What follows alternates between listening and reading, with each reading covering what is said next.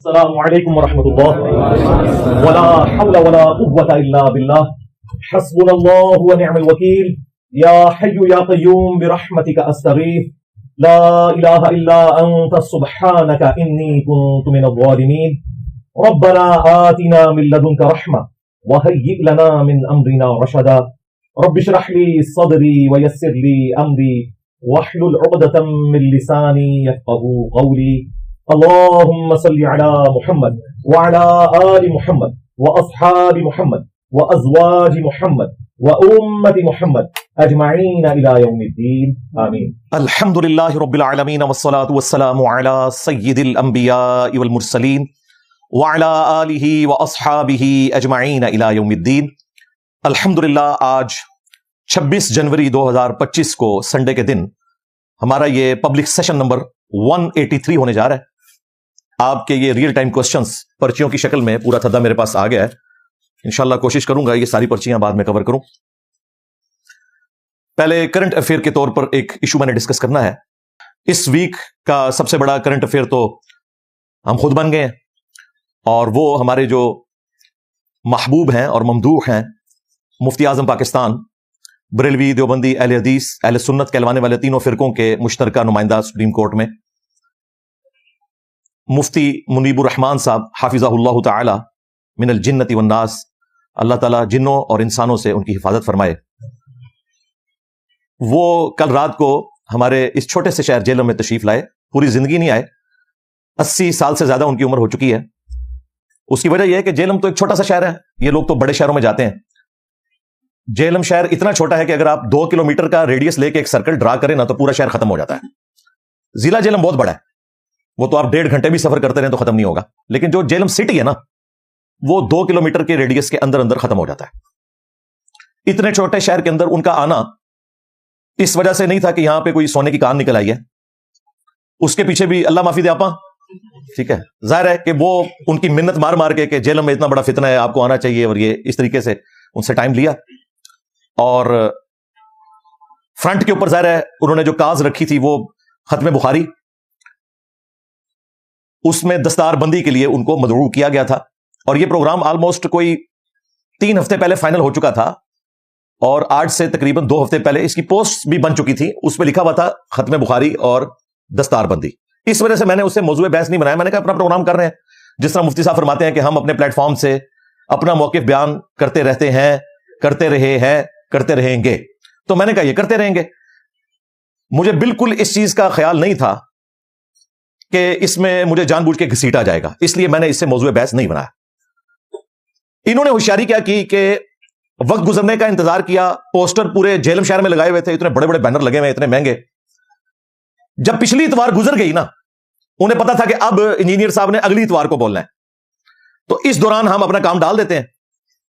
جس طرح وہ ایک کراچی کا مفتی بھی کام ڈال کے گیا تھا اور پنڈی کا مفتی بھی کام ڈال کے گیا، بلکہ اپنے فرقوں کے ساتھ کام ڈلوایا. اس کے بعد اتنے لوگ فرقہ دیوبندیہ اور فرقہ بریلویہ کو چھوڑ کر الحمدللہ رسول اللہ صلی اللہ علیہ وآلہ وسلم کے مبارک قدموں تک پہنچے ہیں الحمدللہ. تو انہوں نے کام یہ ڈالا کہ اتوار جب گزر گئی، اس کے بعد انہوں نے ایک ویڈیو ریلیز کی بمشکل 2-2.5 منٹ کی. اس میں انہوں نے اناؤنسمنٹ کی اور ساتھ تھمبنیل کے اوپر میرا نام لگایا، اور اس میں مجھے آفیشلی دعوت دے دی کہ آپ اپنے بچپن کی خواہش کو پورا کر سکتے ہیں، مفتی صاحب کے سامنے بیٹھ کے آپ بات کر لیں. کہ چھوٹے مرزا صاحب 25 جنوری 2025 کو آپ کے محض 2 قدم کے فاصلے پر مفتی اعظم پاکستان حضرت مفتی منیب الرحمان صاحب مرکزی دارالعلوم اہل سنت و جماعت مشین والا نمبر 1 جیلم میں جلوہ گر ہوں گے. لہذا ہمت کیجئے، اور چھوٹے مرزا صاحب یہ چھوٹا سا فاصلہ جو 2 قدم کا ہے یہ طے کر کے آپ مرکزی اہل سنت مرکزی دارالعلوم تشریف لائیے، اور مفتی اعظم پاکستان حضرت مفتی منیب الرحمان صاحب مدد العالی کے سامنے بیٹھنے کی حسرت پوری کر لیجئے. اور مفتی اعظم پاکستان حضرت مفتی منیب الرحمان صاحب مدد العالی کے سامنے بیٹھنے کی حسرت پوری کر لیجئے. اور مفتی اعظم پاکستان حضرت مفتی منیب الرحمان صاحب مدد العالی کے سامنے بیٹھنے کی حسرت پوری کر لیجئے. حالانکہ اس طرح کی کوئی بات انہوں نے اپنے پوسٹر پہ نہیں لگائی ہوئی تھی. اب میرے لیے امتحان تھا کہ میں آج اتوار کا انتظار کرتا 26 جنوری کا، تو 25 کو تو پروگرام ہو جاتا.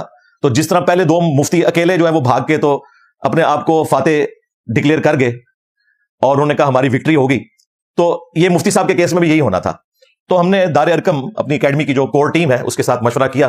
سب کا خیال یہی تھا کہ ہمیں مفتی صاحب کے آنے سے پہلے ہی ایک ویڈیو ریکارڈ کروانی چاہیے. اور مفتی صاحب کوئی عام آدمی تو نہیں ہے، ظاہر ہے وہ مفتی اعظم پاکستان ہے، باقی جو کراچی کا مفتی تھا یا پنڈی کا مفتی تھا وہ تو لوکل مفتی تھا. یہ تو واقعی ایسا مفتی ہے کہ جو تینوں فرقوں کا نمائندہ ہے, بریلوی, دیوبندی, اہل حدیث کا, جو سنیت کے ٹھیکیدار بنے ہوئے اپنے نظام کے اندر, حالانکہ سنیت کے ساتھ ان کا کیا لینا دینا.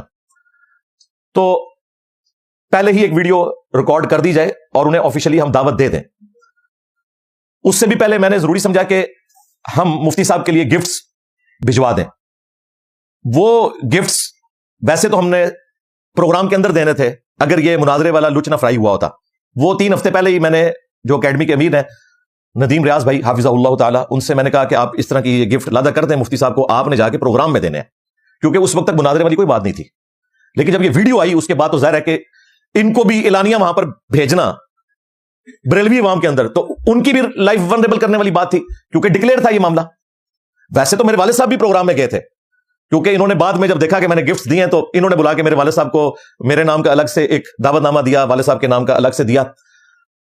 میں نے کہا اس کی تو ضرورت نہیں, آپ ویڈیو میں پہلے ہی دعوت دے چکے ہیں. تو پھر والد صاحب کہتے ہیں کہ مجھے جانا چاہیے. میں نے کہا جی آپ کو کوئی ادھر جانتا نہیں ہے, اس طرح عام لوگوں کو تو نہیں پتا آپ کے بارے میں, آپ چپ کر کے چلے جائیں. آپ کو وہاں پہ آفیشلی اس حوالے سے پریزنٹیشن ضروری ہے کہ ہمارے محلے میں پروگرام ہو رہا ہے, یعنی اگر اقامت ہو نا اس مسجد میں تو میں تکبیر اولا پکڑ سکتا ہوں. ہاں 100 فٹ کا فاصلہ بھی نہیں ہے میرے گھر سے اس مسجد کا, اور والد صاحب اس مسجد میں نماز بھی پڑھتے ہیں, اور میرا پورا بلٹ اپ اسی مسجد میں ہوا ہے بچپن سے لے کر 31 ایئرس کی ایج تک. سارے کے سارے معاملات اسی مسجد کے ساتھ تھے, ظاہر ہماری تو ایک عقیدت بھی وابستہ ہے. تو میں نے ابو سے کہا کہ آپ نے ضرور جانا ہے, آپ کا کوئی مسئلہ نہیں ہے, آپ کو کوئی اس طریقے سے جانتا نہیں ہے, اس حوالے سے کوئی آؤٹ سائڈر رہے یہ لوگ تو ظاہر ہے یہ تو ریسپیکٹ دیں گے. وہ ایک محلے داری والا معاملہ بھی ہے, اور ویسے بھی میرے والد صاحب ایک ڈومیننٹ پرسنالٹی ہیں. باقی ہم نے چند ایک اسٹوڈنٹس کو بھیج دیا تھا تاکہ ویڈیو وغیرہ وہاں جا کر بنا لیں. اس طرف واپس آئے کہ اکیڈمی کے امیر کو میں نے ریکویسٹ کی کہ اب اس ویڈیو کے اپلوڈ ہونے کے بعد آپ کا اس دن جانا آپ کے لیے بھی ایک تھریٹ والا معاملہ ہے, تو آپ 2 دن پہلے ہی چلے جائیں. تو جمعرات کو مغرب کی نماز کے بعد وہاں جو مبینہ ریپ تھے جنہوں نے وہ ویڈیو بنائی تھی ان سے رابطہ کر کے وہاں پر پہنچ گئے, اور ان کو جا کے وہ گفٹ بھی دیے. اور یہ مفتی صاحب کی مہربانی ہے کہ انہوں نے گفٹ قبول کی ہے, اس لیے ان کی تفصیلات میں جانے کی ضرورت نہیں. اس میں ختم نبوت کی کتاب تھی صلی اللہ علیہ وآلہ وسلم, فضائل درود السلام والی کتاب تھی, ریسرچ پیپرز تھے, ایک عطر تھا اچھی کوالٹی کا امپورٹڈ جو زبردستی کبھی کوئی یہاں پہ گفٹ دے جائے تو وہ ہم نے اپنے توشہ خانہ میں جمع کیے ہوتے ہیں, اپنے استعمال کے لیے نہیں بلکہ جب کبھی ہمیں کسی کو گفٹ دینا پڑے تو وہ امیر صاحب پھر نکال کے توشہ خانہ میں سے دیتے رہتے ہیں. تو وہ اچھا خاصا مہنگا عطر تھا, تو وہ مفتی صاحب کے شان تھا. تو میں نے کہا یہ بھی ان کو دیں, اور اس کی پکچر بھی بنوائیں, اس لیے کہ کل کو کوئی یہ نہ کہے کہ جی انہوں نے تو اچھے طریقے سے مفتی صاحب کو ریسیو نہیں کیا. اور وہ ہم نے جمعرات کی رات کو یہ اپلوڈ کر دی تاکہ کوئی یہ نہ کہے کہ انہوں نے مفتی صاحب کو پازیٹیولی رسپانس نہیں کیا. پلس ہم نے یہ ارادہ کیا کہ جمعے کی نماز کے بعد ہم ایک اسٹوڈیو ریکارڈنگ کروائیں گے آلموسٹ آدھے گھنٹے کی, جس میں اپنا مقدمہ رکھ دیں گے اور مفتی صاحب کو آفیشلی ویڈیو میں بھی دعوت دے دیں گے. اس دوران ہم نے ایک عقل مندی یہ بھی کی, کیونکہ بنو امیہ کی چالیں جہاں ختم ہوتی ہیں وہاں سے مولا علی علیہ السلام کے ماننے والوں کی عقل سٹارٹ ہوتی ہے. اور وہ جمعرات سے بھی ایک دن پہلے ہم نے علی عابد بھائی جو ہیں حافظہ اللہ تعالی, جنہوں نے پہلی دفعہ مفتی صاحب کا انٹرویو لیا, اور اس میں حیران کن طور پر انہوں نے فوراً ایک ایسا سوال پھینک دیا کہ جو مفتی صاحب ایکسپیکٹ نہیں کر رہے تھے, اسی لیے ان کا منہ بھی کھلا رہ گیا. آپ نے دیکھا ہے. اچھا, ایک آپ نے ابھی ریسنٹلی دیکھا ہوگا کہ انجینئر محمد علی مرزا نے آپ کو مخاطب کیا اور کہا کہ آپ وہ شخصیت ہیں اہل سنت والجماعت میں جن سے وہ براہ راست مناظرہ کرنا چاہتے ہیں. آپ کے اس پر کوئی موقف نہیں آیا, کوئی آپ اس سلسلے میں بات کرنا چاہیں گے, کوئی میسج دینا؟ ہم ایسے لوگوں کو منہ نہیں لگاتے, اور ہم اپنا موقف اپنے پلیٹ فارم سے پیش کرتے رہتے ہیں. ایسے لوگوں کو یہ شوق ہوتا ہے کہ یہ سب لوگ ہمارا نام لیں تو ہماری اور شہرت ہو اور لوگ متوجہ ہوں, تو اس لیے ان کی یہ خواہش کبھی پوری نہیں ہوگی. اور ہم اپنے پلیٹ فارم سے مثبت انداز میں اپنا پیغام پہنچاتے رہے ہیں, پہنچاتے رہتے ہیں, پہنچاتے رہیں گے. یہ جو پیشہ ور لوگ ہیں جن کو مناظرہ بازی کا بہت شوق ہے وہ اپنے دربار لگاتے رہیں, کوئی مسئلہ نہیں. وہ ایکسپیکٹ نہیں کر رہے تھے کیونکہ انہوں نے جو کوسچنز پہلے دکھائے تھے ان میں وہ سوال نہیں تھا. ان کو پتا تھا کہ اگر لکھا تو وہ کٹوا دیں گے, تو انہوں نے فوراً وہ سوال کیا. لیکن شکر ہے بعد میں مفتی صاحب نے نہیں کٹوایا, یہ بڑا اچھا ہو گیا. اس میں انہوں نے کہا کہ جی نینے صاحب آپ سے مناظرہ کرنا چاہتے ہیں. یہ ان سے مس ہینڈلنگ ہوئی, میں نے بعد میں گلا بھی کیا. میں مناظرہ نہیں کرنا چاہتا, آج تک ہم نے کسی کو مناظرے کا چیلنج نہیں دیا. ہم ہمیشہ علمی چیلنج دیتے ہیں کہ ویڈیو میں جواب دو. مناظرے کے چیلنج تو ان کے چھوٹے ہمیں کرتے تھے, تو ہم نے کہا تھا کہ ٹھیک ہے اگر تمہیں اتنا شوق ہے تو اپنے بڑے کو لانچ کرو. اب یہ 2 مختلف چیزیں ہیں, یہ آؤٹ آف کانٹیکسٹ میری ویڈیوز کاٹتے ہیں. ہمیں کیا شوق ہے کہ سامنے بیٹھ کے مناظرہ کریں, ہم نے تو لکھ کر دیا ہوا ہے کہ اس کا کوئی فائدہ نہیں ہوتا. اینڈ پہ دونوں ایک دوسرے کو کافر کہہ کے اٹھتے ہیں, نکلتا کچھ بھی نہیں. آج تک کسی مناظرے کا فیصلہ ہوا ہے, علمی دلائل رکھے. تو ان کی خواہش میں نے کہا تھا کہ ٹھیک ہے بڑے کو لانچ کرو, کیونکہ تمہارے بقول ہم نے ایک فرقہ لانچ کر دیا ہے, اس فرقے کے بڑے پھر ہم ہوئے, اگرچہ ہم نے کوئی چندہ بک نہیں بنائی, کوئی مسجد نہیں بنائی, کوئی مدرسہ نہیں بنایا, چندے تمہیں دیتے ہیں جو تمہاری زندگی موت کا مسئلہ ہے, نمازیں تمہارے پیچھے پڑھتے ہیں, تمہیں مسلمان سمجھتے ہیں, تمہارے سامنے بیٹھ کے جمعے کے خطبوں میں گالیاں کھاتے ہیں, اس کے باوجود تم لوگ اس قسم کی حرکت کرتے ہو کہ ایسے جملے استعمال کرتے ہو کہ ہماری لائف کو ونریبل کر دیتے ہو. چھوٹا مرزا, میں تمہیں دسنا, چھوٹا مرزا جس نو تسی وڈا مرزا کہہ رہے ہو, وہ بھی تواڈے بزرگاں دی جائز اولاد سی. تو ہماری تو اس طرح کی کوئی انٹینشن نہیں ہوتی ہے. بہرحال مفتی صاحب سے جب سوال کیا انہوں نے, علی عابد بھائی نے, وہ بھی انجینئر ہیں, کہ اس طریقے سے مناظرے والا کوئی سین بن سکتا ہے, تو انہوں نے کہا کہ ہم اپنے پلیٹ فارم سے اپنا موقف بیان کرتے رہتے ہیں, کرتے رہے ہیں, کرتے رہیں گے. وہ اپنا کام کرے, ایسے لوگ جو ہیں وہ فیم کے لیے سب کچھ کر رہے ہوتے ہیں. یعنی مفتی صاحب نے مجھے اس قابل نہیں سمجھا کہ یہ کوئی ایسا فتنہ ہے کہ اس کے اوپر مفتی صاحب کو باہر نکلنا چاہیے, جبکہ ان کے ماننے والے کہتے ہیں دجال سے بڑا فتنہ ہے. ان ساری تاریخ میں اتنا بڑا فتنہ نہیں آیا. وہ پیر افضل قادری کہتا تھا, جو اپنے انجام کو پہنچ چکا اپنے بزرگوں کے پاس, جس نے میرے سر کی قیمت رکھی تھی. لیکن یہ بڑے مفتی کبھی بھی اس طرح کا جملہ نہیں بولیں گے. نہ مفتی تقی عثمانی صاحب جو دیوبندیوں کے مفتی اعظم ہیں, کبھی انہوں نے ایسا کوئی جملہ بولا میرا نام لے کر, نہ مفتی منیب الرحمان صاحب نے. یہ بھی ان کو اکسایا کہتا ان کا ٹھیک ہے وہ اپنا کام کرے. یعنی ہم کو ایگزسٹ کرتے ہیں جس طرح باقی فرقے ایگزسٹ کر رہے ہیں. اس کے بعد کوئی گنجائش نہیں تھی کہ مفتی صاحب کے ساتھ میرا زبردستی کا کوئی مناظرہ رکھا جاتا. اس لیے مجھے پتا تھا کہ یہ شخص جو جیلم میں مبینہ ریپ ہے, یہ اپنی مشہوری کے لیے اور اپنے پروگرام کو کامیاب کروانے کے لیے کہ زیادہ پبلک آ جائے, یہ ساری ڈرامہ بازی کر رہا ہے. پھر بھی ہم نے مفتی صاحب سے رابطہ کیا اسی اینکر کے تھرو, بدھ والے دن. یعنی پروگرام ہونا تھا ہفتے کو, بدھ والے دن ہی رابطہ کر لیا. اس کے بعد جمعرات, جمعہ, ہفتہ, 3 دن موجود تھے. انہوں نے مفتی صاحب کو ڈائریکٹ فون کیا. مفتی صاحب سے انہوں نے ایک جملے میں سوال پوچھا کہ کیا آپ مناظرے کے لیے جیلم جا رہے ہیں؟ تو مفتی صاحب نے انٹلیکچوئل جواب دیا. مفتی صاحب نے کہا میں تو ختم بخاری اور دستار بندی کے لیے جیلم جا رہا ہوں. ساتھ ہی انہوں نے فون بند کر دیا. ایک ٹکٹ میں 2 مزے لے لیے. مناظرے کا انکار بھی نہیں کیا, اقرار بھی نہیں کیا. لیکن ظاہر ہے کہ جب مناظرے کا سوال ہوا تو پہلا جواب یہی بنتا تھا میں مناظرے کے لیے نہیں جا رہا. انہوں نے کہا میں جیلم جا رہا ہوں دستار بندی کے لیے اور ختم بخاری کے لیے. تو اس کا مطلب ہمیں ایک شریف انسان سے یہی سمجھنا چاہیے کہ وہ مناظرے کے لیے نہیں آ رہا. ہاں اگر وہ چلاکی کر رہا ہے تو وہ ایسا جملہ بول رہا ہے کہ جس کے 2 معنی بنتے ہوں, جو علماء اکثر توریہ کرتے ہیں. مفتی صاحب ایک شریف النفس آدمی ہے, میں نے اس کو اسی طریقے سے لیا. لیکن مجھے خطرہ تھا کہ بعد میں یہ بھی کہیں کراچی کے مفتی اور پنڈی کے مفتی کی طرح اپنے آپ کو فاتح نہ ڈکلیئر کر دیں. تو ہم نے پھر بھی احتیاطاً ویڈیو بنائی اور مفتی صاحب سے کہا کہ آپ کی ذمہ داری ہے کہ آپ ویڈیو میں آ کر اس چیز کو ڈس آن کریں یا آن کریں کہ آپ کس لیے آ رہے ہیں. اس سے اگلے دن ہم نے امیر صاحب کو گفٹ کے ساتھ بھیجا, تصویر لگ گئی. اس کی پوری روداد ہم نے رومن انگلش میں لکھی تاکہ انڈیا میں رہنے والے مسلمان, بنگلہ دیش میں رہنے والے مسلمان بھی آسانی سے اسے پڑھ سکیں, کیونکہ وہ نستعلیق اردو کا رسم الخط پڑھ نہیں سکتے. اردو سمجھ لیتے ہیں لیکن وہ پڑھ نہیں سکتے. تو رومن میں لکھا تاکہ کوئی ایمبیگوٹی باقی نہ رہے.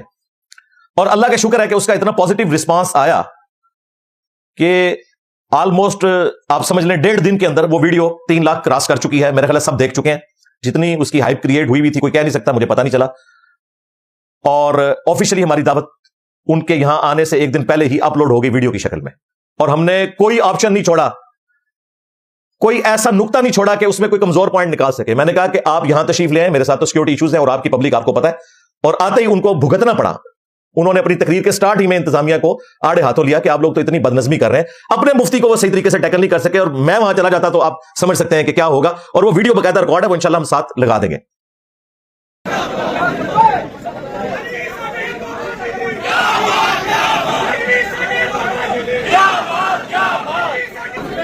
پاکستان منیب الرحمان صاحب تشریف لا چکے ہیں.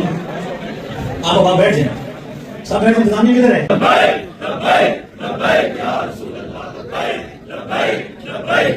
لبیک والے بھی خاموش, سب خاموش. انتظامیہ کوئی بھی نہیں ہے, سب بیٹھ جائیں, بیٹھ جائیں, بیٹھ جائیں.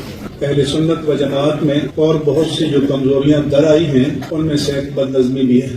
آپ ایک جلسہ نظم و ضبط کے مطابق ساتھ نہیں کر سکتے. کون سا عملیہ اثر کریں گے آپ کہ ایک مہمان کو بلایا, اسٹیج تک پہنچنا ایک مسئلہ بن جائے, کیونکہ ہر شخص لیڈر, ہر شخص آٹومیٹک منتظم, اور اہل سنت کا کوئی جنازہ بھی کبھی ڈسپلن سے نہیں ہوگا. بس خود آدھے بندے آگے آ جائیں گے, علماء آگے آئے ہیں, مشائخ آگے ہیں, فلاں آگے ہیں, آپ کو کس نے آگے کیا؟ تو جو خاموشی اور نظم کے لیے اشارہ نہ کر سکے وہ دنیا کے کس کام کے لیے کرے گا؟ اس لیے اطمینان کے ساتھ سنیں. مجھے نعروں کی ضرورت نہیں ہے, توجہات کی ضرورت ہے. اس نعروں کے کلچر میں یہی ہے کہ آپ نعرے لگا کر 7ویں آسمان پہ پہنچ جاتے ہیں, پھر دامن جھاڑ کر گھر چلے جاتے ہیں. اس نعروں کے کلچر میں یہی ہے کہ آپ نعرے لگا کر 7ویں آسمان پہ پہنچ جاتے ہیں, پھر دامن جھاڑ کر گھر چلے جاتے ہیں. تو ہم نے کہا کہ آپ یہاں تشریف لے آئیں. رات کو آپ نے 11, 12 یا 1 بجے تک فارغ ہونا ہے, تو ظاہر ہے اس کے بعد آپ کراچی تو نہیں جا سکتے, آرام کریں گے. صبح سویرے آپ اکیڈمی آ سکتے ہیں, 10 بجے آ جائیں, کوئی مسئلہ نہیں. یہاں ہمارے پاس آفیشیل سیکورٹی اویلیبل ہے, تو آپ آئیں. آپ کو یہاں اوپر بٹھائیں گے, میں نیچے بیٹھوں گا. اگر کوئی علمی ڈسکشن کرنا چاہتے ہیں وہ بھی کریں, اور اگر نہیں تو آپ اپنا موقف رکھنا چاہتے ہیں وہ بھی رکھ کے چلے جائیں, کوئی مسئلہ نہیں. میں بعد میں ویڈیو میں جواب دے دوں گا, مجھے تو کوئی مسئلہ نہیں ہے. کوئی یہاں پہ مجھے گالیاں بھی نکال کے چلا جائے تو میں بعد میں ویڈیو میں اس کی کلیریفیکیشن دے دوں گا. ہمارا تو سارا آن لائن کام ہے دعوت کا. تو اس میں نے کہا کہ آپ تشریف لے آئیں اور آگے گفتگو کر لیں. اس کا فارمیٹ بھی میں نے رکھ دیا کہ اگر آپ علمی ڈسکشن مجادلہ چاہتے ہیں تو وہ بھی 10 منٹ میں آپ اپنا موقف رکھیں, میں 10 منٹ میں اسے ریبٹل کر دوں گا. پھر 10 منٹ میں اپنا موقف رکھوں گا, اگلے 10 منٹ میں آپ ریبٹل کر دیں. 40 منٹ کے اندر ویڈیو ریکارڈ ہو جائے گی دونوں طرف سے, اور پبلک فیصلہ کر لے گی جب انٹرنیٹ کے اوپر چڑھے گی. یہ بھی میں نے فارمیٹ رکھ دیا. پھر میں نے اگلی آفر دی کہ اگر آپ نہیں آ سکتے کوئی مسئلہ نہیں, آپ آن لائن آ جائیں. اگر آن لائن نہیں آ سکتے تو میں اتنے عرصے سے ویڈیوز میں آپ کے عقائد و نظریات کے اوپر چیزیں ریکارڈ کروا رہا ہوں, ویڈیو میں اس کا جواب دے دیں. تیسرا آپشن بھی رکھ دیا. چوتھا آپشن بھی رکھ دیا کہ اگر آپ یہ بھی نہیں کر سکتے ضعیف العمری کی وجہ سے, تو کسی کو ریپ نامزد کر دیں اور ویڈیو میں کہہ دیں کہ اس کی جیت میری جیت, اس کی ہار میری ہار, اور میری ہار میرے فرقے کی ہار ہے. تو وہ آپ کسی محلے کے عام امام مسجد کو بھی کھڑا کر دیں گے. میرے لیے وہ مفتی اعظم پاکستان, بریلوی, دیوبندی, اہل حدیث تینوں کا بڑا ہوگا, کیونکہ تینوں نے مل کے ان کو بڑا لانچ کیا ہے. غلام احمد قادیانی دجال کے حوالے سے جو کیس چل رہا تھا سپریم کورٹ میں, اس کے بعد تو کوئی آپشن باقی نہیں رہتا.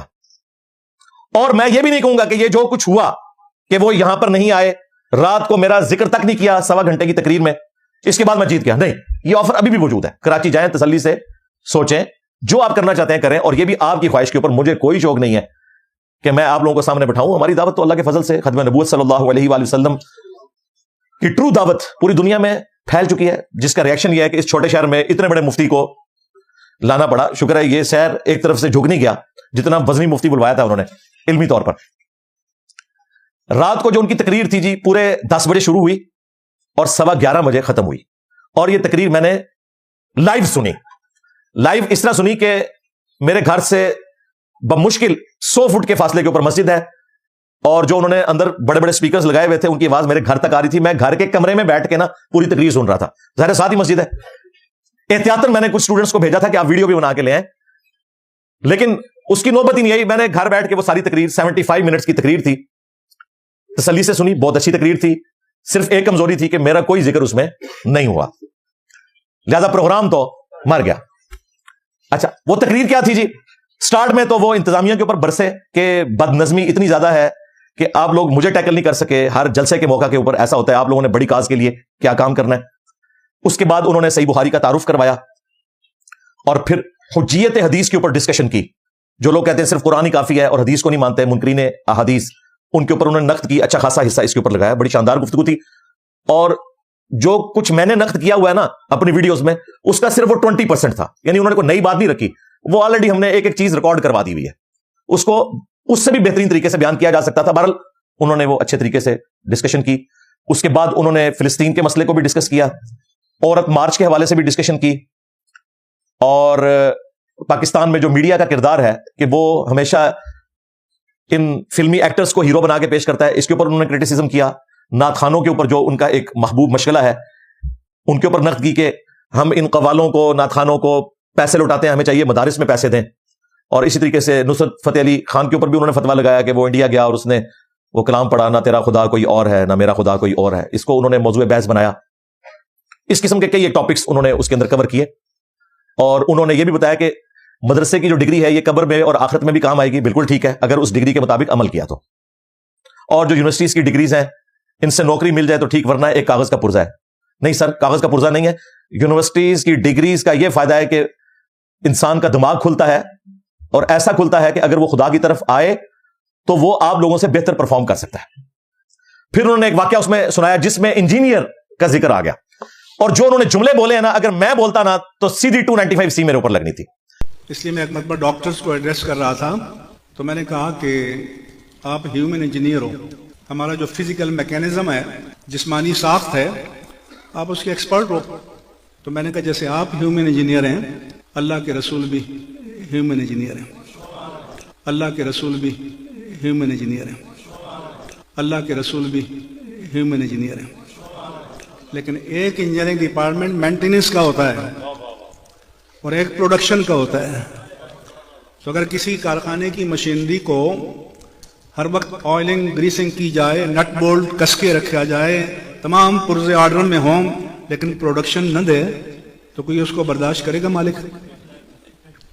تو میں نے کہا کہ نبی جو ہے وہ پروڈکشن انجینئر ہے، تو میں نے کہا کہ نبی جو ہے وہ پروڈکشن انجینئر ہے، تو میں نے کہا کہ نبی جو ہے وہ پروڈکشن انجینئر ہے۔ وہ کہنے لگے کہ میں اسلامیہ یونیورسٹی بھاولپور گیا تھا، تو وہاں میں نے ایک پروگرام کیا اور پھر ڈاکٹرز کے ساتھ میری ایک نشست ہوئی، اس میں نے ڈاکٹرز کو کہا کہ آپ جو ہیں وہ ہیومن باڈی کے انجینئر ہیں، یعنی انسان کا جسم جو ہے اس کے انجینئر جو ہیں وہ ڈاکٹرز ہیں، بس انجینئر کا یہ ذکر آیا اس میں۔ لیکن جو اللہ کا پیغمبر ہوتا ہے وہ ہیومن سول یعنی انسان کی روح کا انجینئر ہوتا ہے۔ مفتی منیب الرحمان صاحب حفظہ اللہ تعالیٰ نے رسول اللہ کو انجینئر کہا ہے۔ اب یہی بات میں کرتا نا تو انہوں نے کہنا تھا دیکھو جی گستاخی ہوگی۔ میں نے تو اتنی سی بات کی تھی کہ امام مسلم رحمہ اللہ تعالیٰ اس زمانے کے انجینئر تھے جو انہوں نے صحیح مسلم کے مقدمے میں لکھا کہ جعلی حدیثوں نے امت کا کیا بیڑا غرق کیا۔ آج یہ سارا شرک جو پھیلا ہوا ہے، بدعتیں پھیلی ہیں انہیں جھوٹی روایتوں کی وجہ سے۔ امام مسلم نے پہلی 92 روایتیں اسی پر نقد کیا اور مقدمے میں لکھا کہ میں عوام الناس کے لیے مسلم شریف لکھ رہا ہوں تاکہ جن لوگوں کو صحیح اور ضعیف کا فرق نہیں پتا وہ اس کے ذریعے حق بات تک پہنچے۔ تو میں نے اس پہ کہا تھا کہ امام مسلم اس زمانے کے انجینئر محمد علی مرزا تھے۔ اگر میں یہ کہوں کہ میں آج کا امام مسلم ہوں تو یہ تو بہت بڑی گستاخی بن جائے گی۔ تو میں نے اس سے ہلکا جملہ بولا کہ جس طرح آج ہم آواز اٹھا رہے ہیں نا، امام مسلم 1200 سال پہلے آواز اٹھا کے گئے۔ مفتی صاحب نے رسول اللہ کو انجینئر کہا ہے، بالکل ٹھیک ہے، کوئی فتویٰ نہیں ہے، لیکن میں نے آپ کو فرق بتایا۔ یہی بات میں نے کی ہوتی، انہوں نے کلپ چڑھانے تھے اور ہمارے جو بھولے بھالے چند ایک اسٹوڈنٹس ہیں وہ بھی فرق لائے جانے تھے۔ جی واقعی جی یہ تو گستاخی ہو گئی ہے۔ اب مفتی صاحب نے جو کچھ بولا، رسول اللہ کو انجینئر کہا انہوں نے، ہیومن سول کا، بالکل ٹھیک کہا، لیکن بریلویوں کی ڈاکٹرن میں سیدھی گستاخی ہے۔ ایون دیوبندی اہل حدیث بھی آج کل تو انجینئر کا نام سن کے بھی وہ پریشان ہو جاتے ہیں۔ انہوں نے مفتی صاحب کو بعد میں گلا کرنا ہے کہ آپ نے کہنا تھا، تو آپ کہتے ہیں کہ جس طرح ڈاکٹر جو ہے ہیومن باڈی کو ڈیل کرتا ہے، اس طریقے سے ہیومن سول کو پیغمبر ڈیل کرتا ہے، وہ ڈاکٹر ہوتا ہے ہیومن سول کا، تو بچ جاتے ہیں۔ انہوں نے ڈاکٹرز کو بھی انجینئر کہا، ٹھیک ہے، ان معنوں میں کہ وہ ہیومن باڈی کو دیکھتا ہے، اور نبی جو ہے وہ ہیومن سول یعنی انسان کی روح کا انجینئر ہوتا ہے کہ وہ روحانی بیماریوں کا علاج کرنے کے لیے دنیا میں آتا ہے۔ بہت اچھی بات ہے۔ تو یہ انٹرچینجبل الفاظ استعمال ہو جاتے ہیں۔ میں نے کئی بار کہا ہے کہ میں ان مولویوں کا سرجن ڈاکٹر ہوں۔ جس طرح آرتھوپیڈک سرجن جو ہے وہ جب جوڑ کو سیدھا کرتا ہے نا تو چیخیں نکلتی ہیں نا، تو میں بھی جب ان کے جوڑ سیدھے کرتا ہوں نا تو ان کی چیخیں نکلتی ہیں۔ میں ہومیوپیتھک ڈاکٹر نہیں ہوں، حالانکہ میں انجینئر ہوں میکینیکل، تو سمجھانے کے لیے بات ہوتی ہے۔ اور پھر اس میں مفتی صاحب نے ایک بڑا پیارا جملہ بولا، انہوں نے کہا کہ اللہ تعالیٰ نے انسان کی جو مشینری ہے نا، اس کے لیے صرف مینول نہیں بھیجا بلکہ پیغمبر کو بھی ساتھ بھیجا، یعنی کتاب کے ساتھ پیغمبر کو بھی بھیجا تاکہ وہ اس کتاب کو کھول کر بیان کرے۔ جس طرح مشین کے ساتھ مینول آتا ہے اس مشین کو سمجھنے کے لیے، یہاں پر استاد بھی آیا اور مینول بھی آیا، اور اس میں انہوں نے یہ بھی کہا کہ یہ مینول جو ہے وہ پڑھنا چاہیے۔ اس کا مقصد یہ ہے کہ ہم اسے پڑھیں سمجھیں۔ بہت اچھی بات ہے، ہم تو یہی رونا رو رہے ہیں کہ مرنے سے پہلے اے مسلمان کر لے اس پہ غور، کتابوں کا خدا اور ہے، بابوں کا خدا اور۔ اگرچہ بابے بھی اسی خدا رسول کے ماننے والے تھے لیکن تعلیمات ان کی مختلف تھی، گویا کہ کسی اور رب کے ہی وہ ماننے والے تھے۔ یہ لٹریچر کی زبان میں بات ہو رہی ہے۔ تو اللہ کا شکر ہے مفتی صاحب کی جو تقریر ہے وہ کمال کی تھی۔ ہمارے بھائیوں نے رات ہی کو اس کی ویڈیو بنا لی تھی، انشاءاللہ ہم اس میں وہ چند ایک ٹکڑے اٹیچ بھی کر دیں گے۔ ویسے میرا تو ارادہ تھا اگلے ویک، لیکن چونکہ رات کو اتنا اونچا سپیکر انہوں نے لگایا ہوا تھا، اور یہ انٹرنل سپیکر ہے، یہ نہ سمجھے کہ باہر کا آن تھا، باہر کا ہوتا تو 1 کلومیٹر تک لوگ سن رہے ہوتے۔ پنجاب میں تقریر آپ اندر والے سپیکر میں کریں گے، لیکن وہ اندر والا سپیکر بھی اتنا اونچا تھا اور میرا گھر اتنا قریب تھا کہ میں نے رات کو لائیو ہی وہ سن لی تھی گفتگو، اور میں نے اپنا ذہن بنا لیا تھا کہ ٹھیک ہے میں اس ٹاپک کو اس طریقے سے صبح ایڈریس کر دوں گا تاکہ اگلے اتوار تک آپ کو انتظار ہی نہ کرنا پڑے، ہم موقف آپ کے سامنے رکھتے ہیں۔ تو اللہ کا شکر ہے مفتی صاحب کا مجھے موضوع بحث نہ بنانا، ایون مفتی صاحب نہیں، باقی بھی جتنے لوگ تقریر وہاں کر رہے تھے نا، ایون وہ جو مبینہ ریپ ہے اس نے بھی میرا ذکر تک نہیں کیا۔ اس کے بعد کلیئر ہو گیا جو میرا دعویٰ ہے کہ یہ لوگ میرے ذریعے فیم حاصل کرتے ہیں، ان کا مقصد کوئی میری اصلاح نہیں ہوتا، اور انہیں بھی پتا ہے کہ یہ بات ٹھیک کر رہا ہے۔ ان کا جو بڑا چیمپئن تھا، جو دلیر بھی تھا، وہ اپنی زندگی میں سامنے نہیں آیا۔ کون؟ بابا جی خادم رضوی، ٹی ایل پی کے امیر، بانی ٹی ایل پی، ان کا بھی ذکر خیر کیا ہے رات کو مفتی صاحب نے، اور مفتی صاحب نے کہا کہ یہ وہ مسجد ہے جہاں سے خادم رضوی صاحب پڑھے ہوئے ہیں۔ मैंने आपको पहले बताया था, शुक्र है वो वीडियो में भी आ गया। और फिर उन्होंने खादिम रिजवी साहब का जिक्र किया। खादिम रिजवी साहब की जिंदगी में 2017 में मेरी वीडियो एक हफ्ते में 7.5 लाख लोग देख चुके थे, एक हफ्ते में। और उनके मानने वालों ने जो बाद में रिवर्ट हुए, उनके हाथों में जाकर वो क्लिप दिया था, उन्होंने कहा मुंडे ना छेड़ो, जिसमें मैंने कशर मजूब की, गुस्ताखाना इबारतें, चिश्ती रसुल्ला और बाकी चीजें हाईलाइट की थी हश्त बहिश्त से।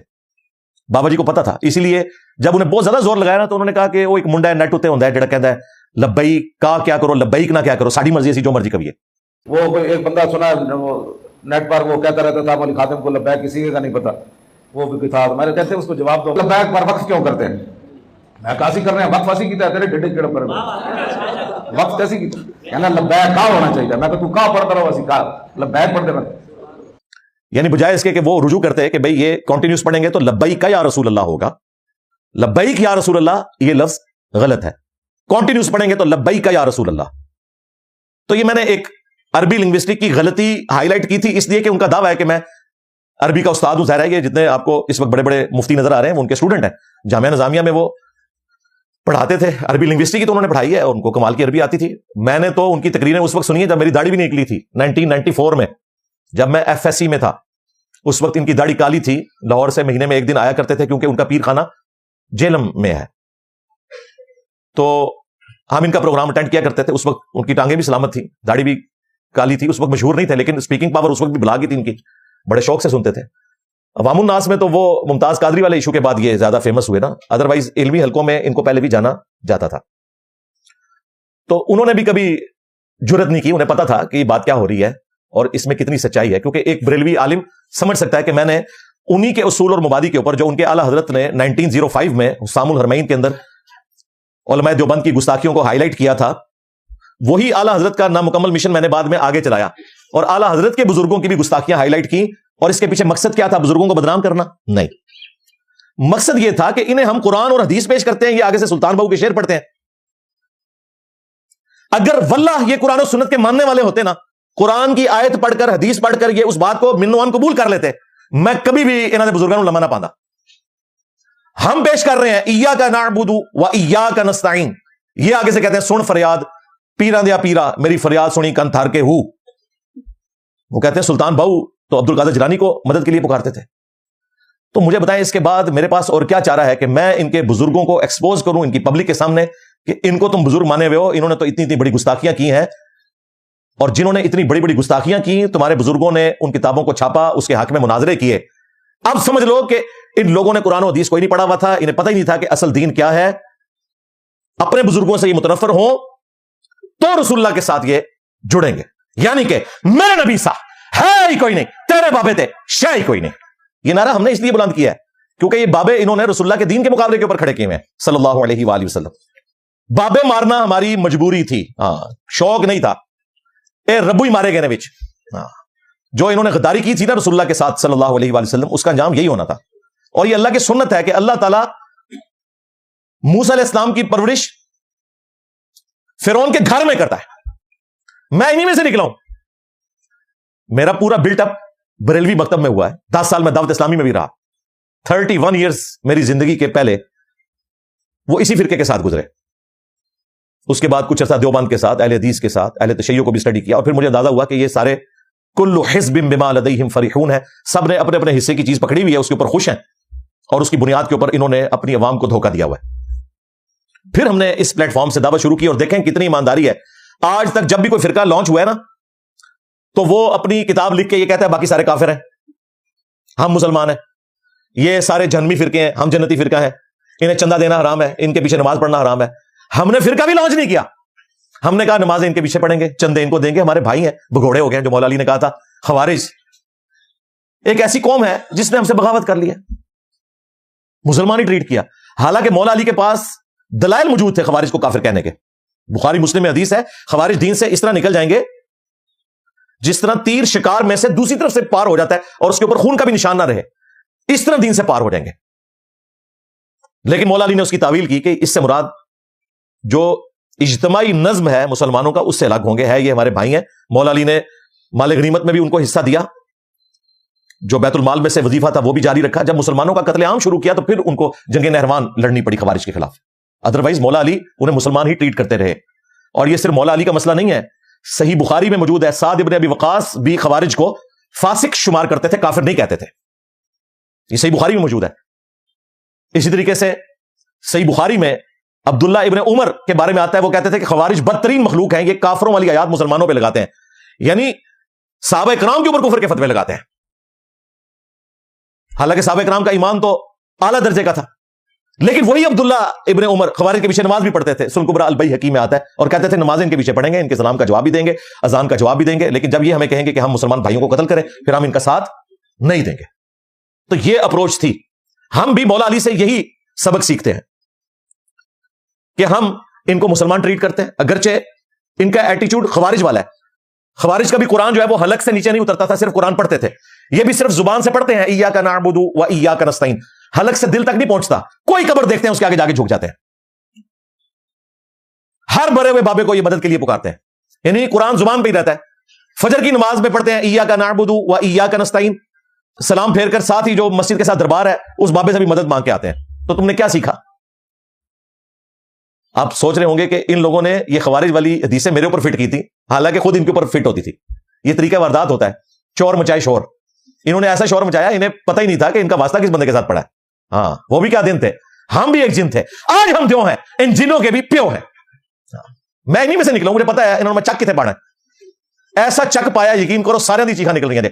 اس ٹائم آپ کو کسی بھی مکتب فکر کے بڑے عالم کا کوئی دین کی خدمت والا کلپ نظر آ رہا ہے؟ سارے مجھے ڈسکس کر رہے ہیں۔ اس کا تو مطلب یہ ہے کہ سب سے پہلے آپ کو میٹنگ کر کے میرے عقائد اور نظریات کے اوپر شریف فتویٰ دینا چاہیے، اور ایک بڑا لانچ کر کے آپ کی خواہش کے اوپر میرے ساتھ علمی ڈسکشن کروانی چاہیے۔ میں نے تو اپنے نظریات ریکارڈ کروا دیے، دیکھیں جو مفتی یہاں سے گئے ہیں، میں نے اس وقت بھی کہا تھا کبھی بھی ان باتوں کے جواب نہیں دیں گے۔ وہ جو کراچی کا مفتی آیا تھا وہ کہہ رہا تھا میں بورا لے کے آؤں، بورا آج تک نہیں کھلا۔ پنڈی کا مفتی کہہ رہا تھا آپ سامنے بٹھائیں پھر دیکھیں انجینئر صاحب کی نظر کرم جب ہم پہ پڑے گی تو کیسے علم کے چشمے رواں ہوں گے، سامنے بیٹھ کے جواب دوں گا۔ میں نے کہا تھا چل یار تو اکیلا بھاگ کے جیت گیا، اب تو اپنے ممبر پہ جا کے نہ ان باتوں کے جواب دے۔ وہ جواب اس لیے نہیں دیتے کہ پھنس جائیں گے۔ دیوبندی اگر المحنت کے عقیدوں کا دفاع کرتے ہیں نا تو دیوبندی پبلک نے کہنا ہے کہ انہی بنیادوں کے اوپر تو تم نے بریلویوں کو گمراہ کہا تھا، کھورا جو ہے چور کا ہمارے گھر نکل آیا۔ اور اگر بریلویوں کے علماء دفاع کریں گے تو بریلویوں کی پبلک کہے گی ہم نے تو دیوبند اور وہابیوں کو گستاخ رسول اسی بنیاد پہ کہا تھا، یہ سارے گستاخ ہمارے گھر میں بھی نکل آئے، انجینئر تو پھر صحیح کہنا ہے۔ یہ وجہ ہے جواب نہیں دیتے، 4-5 گھنٹے بیٹھ کے تقریریں کریں گے، 10 منٹ میں ان چیزوں کا جواب دیں، اور جو جواب دیتا ہے نیچے لوگ جا کے کمنٹس کرتے ہیں کہ جناب دیکھو ان لوگوں کا لیول کیا ہے کہ یہ اس طرح کی عبارتوں کا دفاع کر رہے ہیں، اور وہ ٹرولنگ سے ڈرتے ہوئے پھر بولتے ہی نہیں ہیں۔ انہیں پتا ہے کہ عوام جو ہے وہ پھر ہمیں چھوڑ جائے گی، اور اللہ کا شکر ہے اس کے بغیر بھی عوام آپ کو چھوڑ گئی ہے۔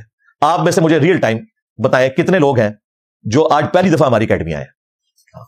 ہاں، یہ کیمرے میں دیکھ لیں، میجورٹی پہلی دفعہ تھی، اب آپ نیچے کر لیں۔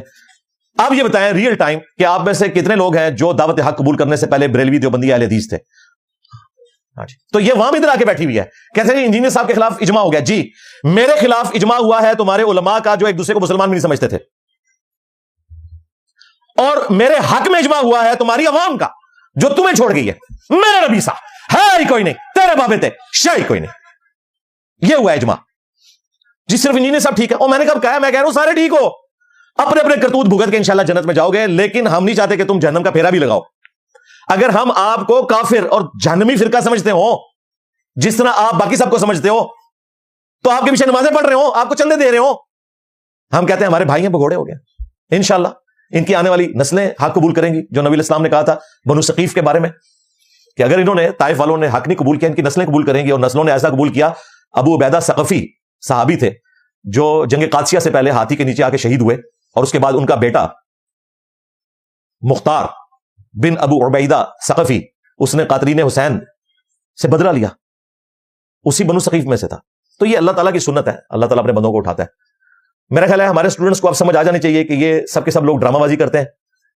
یہ اس ایپیسوڈ کے بعد مزید آپ کو کلیئر ہو گیا، ورنہ اگر واقعی یہ جینوئنلی سمجھتے ہیں نا تو یہاں مفتی صاحب آتے ہیں۔ اور میں اس کے اوپر بھی نہیں کہتا کہ ہماری جیت ہوگی، نہیں، میں کہتا ہوں اب بھی کراچی جائیں، آن لائن آ جائیں، آن لائن میرے ساتھ نہیں بیٹھ سکتے، ان کی خواہش کے اوپر مجھے کوئی خواہش نہیں ہے۔ ویڈیو میں جواب ریکارڈ کروا دیں، ویڈیو میں جواب نہیں ریکارڈ کر سکتے، ویڈیو میں کسی کو اپنا ریپ نامزد کر دیں، یہ جیلم والا مبینہ ریپ نہیں، لیکن یہ بھی مفتی صاحب کے کھاتے میں ڈلا ہوا ہے کیونکہ انہوں نے انکار بھی کوئی نہیں کیا، ویڈیو میں کوئی انکار نہیں کیا، ورنہ ویڈیو ان تک پہنچ چکی تھی، ہم نے ڈائریکٹ بھی ان کو بھیجی، ان کے اسسٹنٹ کو بھی بھیجی، علی عابد بھائی کے ذریعے بھی بھیجی، تاکہ کوئی گنجائش باقی نہ رہے۔ اس ایپیسوڈ کے بعد میرا خیال ہے ہمارے اسٹوڈنٹس کو سمجھ آ جانی چاہیے کہ یہ لوگ صرف فیم کے لیے، روب ڈالنے کے لیے، ڈرانے دھمکانے کے لیے کرتے ہیں. ہمارے اپنے ایک سینئر اکیڈمی کے ممبر وہ ڈر گئے، مجھے کہنے لگے انجینئر صاحب یہ آپ سیدھا سیدھا جو ہے وہ فتنہ کھڑا کریں گے، آپ مفتی صاحب کو اکیڈمی بلا رہے ہیں، تو آپ کو تو پتہ ہی کتنے دہشت گرد ہیں، یہ تو بندے لے کے آ جائیں گے. میں کہ آمن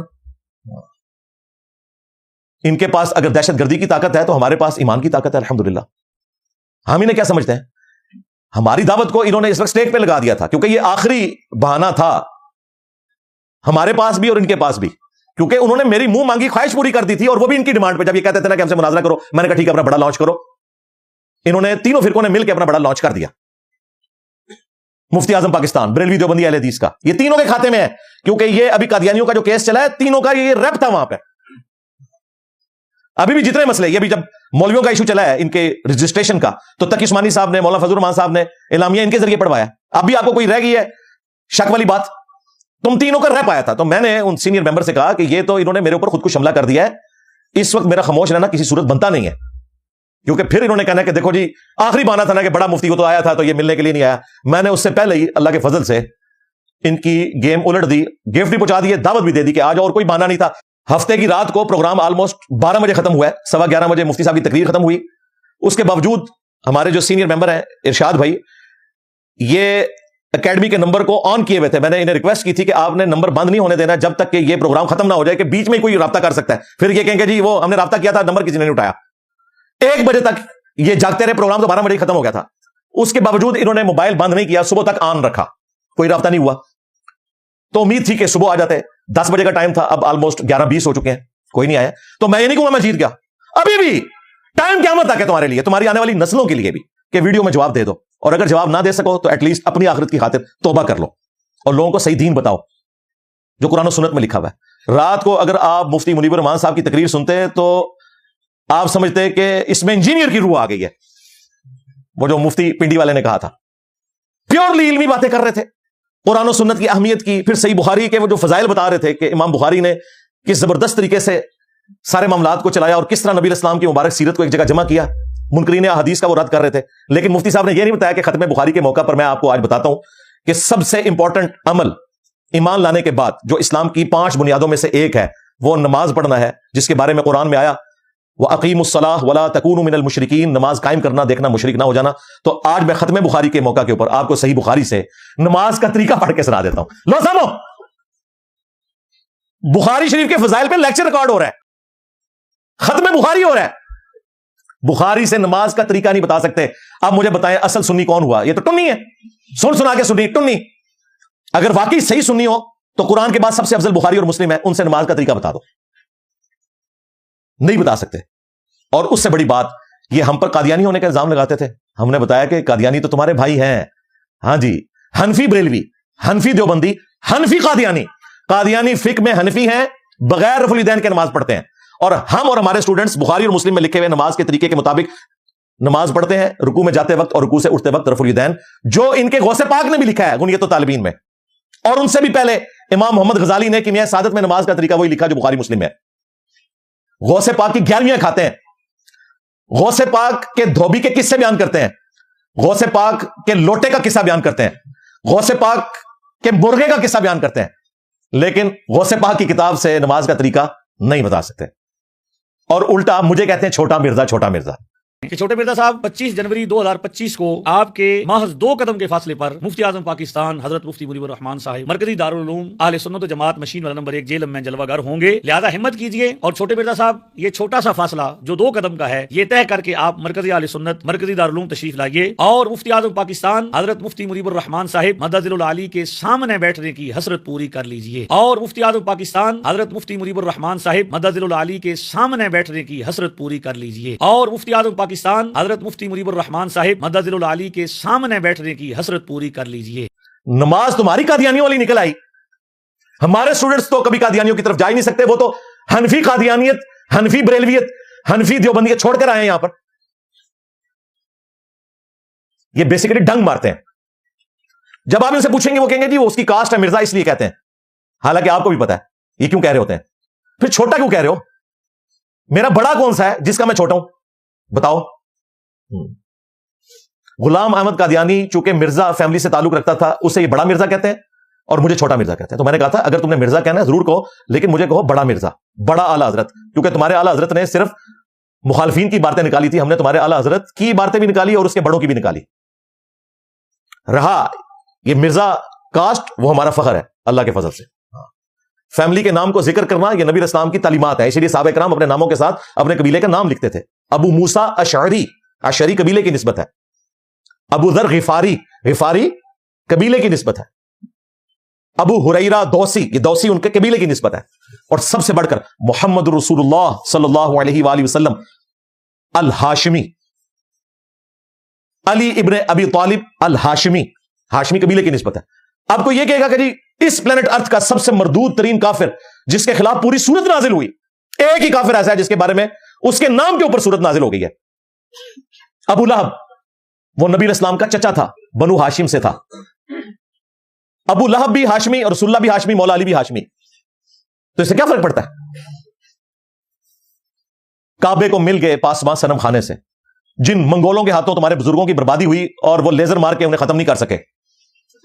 حتیٰ کہ تمہارا تذکرۃ الاولیاء کا بڑا فرید الدین اتار 627 ہجری میں منگولوں کے ہاتھوں ہو گیا. اور آج منگولوں کی اولاد کو اللہ تعالیٰ نے ہدایت دی ہے جس نے تمہارے سارے بزرگوں کو ننگا کر دیا. میرا نبی سا ہے ہی کوئی نہیں، تیرے بابے تھے شاہی کوئی نہیں. یہ سلطنت عثمانیہ 600 سال تک اپنی کمزوری کے باوجود کون تھے؟ یہی تھے نا. سب کانٹیننٹ میں 300 سال تک مغلیہ حکومت رہی جس سے ہم شرمندہ ہیں، لیکن بہرحال ایک مسلمانوں کی حکومت تو تھی. تو اس طریقے سے چھوٹا مرزا اس ویڈیو میں بار بار کہہ رہا ہے. تو میں نے کہا تھا تم لوگوں کے پاس تو کوئی مورل گراؤنڈ ہی نہیں موجود کہ مجھے تم اس طریقے سے ونریبل کرو جن کے اپنے بزرگوں نے اپنے ناموں کے کلمے پڑھائے ہوئے ہیں. چشتی رسول اللہ پارٹی، تھانوی رسول اللہ پارٹی. اب مفتی صاحب کو پتا ہے، مفتی صاحب نے آپ کو پتا ہے چشتی رسول اللہ کے بارے میں فتویٰ دیا ہوا ہے کہ یہ کفر ہے، لیکن چلاکی پتا کیا کی؟ یہ کہا کہ یہ جو بزرگوں کی کتابوں میں لکھا ہے نا تو ان کی کوئی اتھینٹسٹی نہیں ہے، کتابیں بدل گئی ہیں. دوسری چلاکی یہ کی کہ اگر کسی بزرگ نے چشتی رسول اللہ والی کتاب کی تعریف کی ہے تو اس کا یہ مطلب نہیں کہ اس نے وہ ساری کتاب پڑھی ہوگی، کیونکہ میں نے بتایا تھا کہ اعلیٰ حضرت نے اس کتاب کی تعریف کی ہے جس میں چشتی رسول اللہ والا واقعہ لکھا ہے، سبا سنابل، کیونکہ وہ اعلیٰ حضرت کے دادا پیر تھے. اعلیٰ حضرت صاحب کے وہ پیر تھے، پیروں کے پیر، جن کی یہ کتاب ہے سبا سنابل. اور انہوں نے کہا رسول اللہ کی بارگاہ میں یہ کتاب مقبول ہے فتاوی رضویہ کے اندر. اچھا، ان کے پاس بہانہ یہ ہے، وہ کہتے ہیں جی وہ جو اعلیٰ حضرت نے تعریف کی نا سبا سنابل کی فتاوی رضویہ میں اور رسول اللہ پہ جھوٹ باندھا، وہ کہتے ہیں ضروری نہیں اعلیٰ حضرت نے وہ ساری کتاب پڑھی ہو. یہ تو بہت خطرناک معاملہ ہے. ہم یہی تو کہتے ہیں تمہارے بزرگوں نے قرآن و حدیث بھی نہیں پڑھا ہوا، بغیر پڑھے ایسی کتاب کو رسول اللہ کی طرف منسوب کیا جس میں چشتی رسول اللہ لکھا ہوا ہے، تو رسول اللہ پر جھوٹ باندھ کر جہنم کمائی ہے. بخاری مسلم میں حدیث ہے جس نے میری طرف کوئی ایسی بات منسوب کی جو میں نے نہیں فرمائی وہ اپنا مقام جہنم میں دیکھ لے.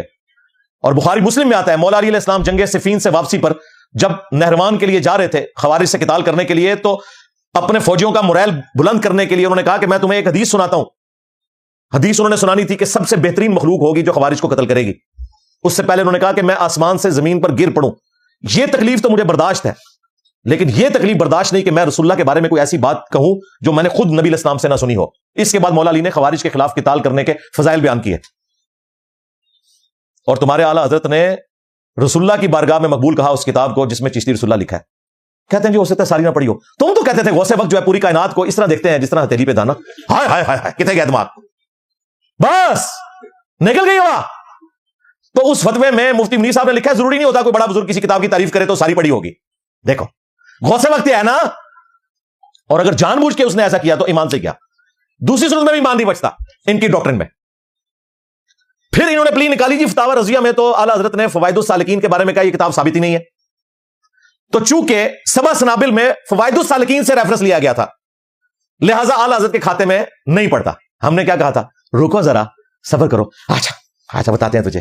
ہاں، اعلیٰ حضرت نے ان کو اپنا دادا پیر ڈکلیئر کیا ہوا ہے سبا سنابل والے کو، اور سبا سنابل والے نے اس کتاب کے اندر فوائد السالکین کا جو واقعہ لکھا ہے نا وہ اس بات کی دلیل میں لکھا ہے کہ مرید کا کام ہے پیر کے آگے آنکھیں بند رکھے، جس کا ثبوت یہ ہے کہ فوائد السالکین میں چشتی رسول اللہ والا واقعہ لکھا ہوا ہے.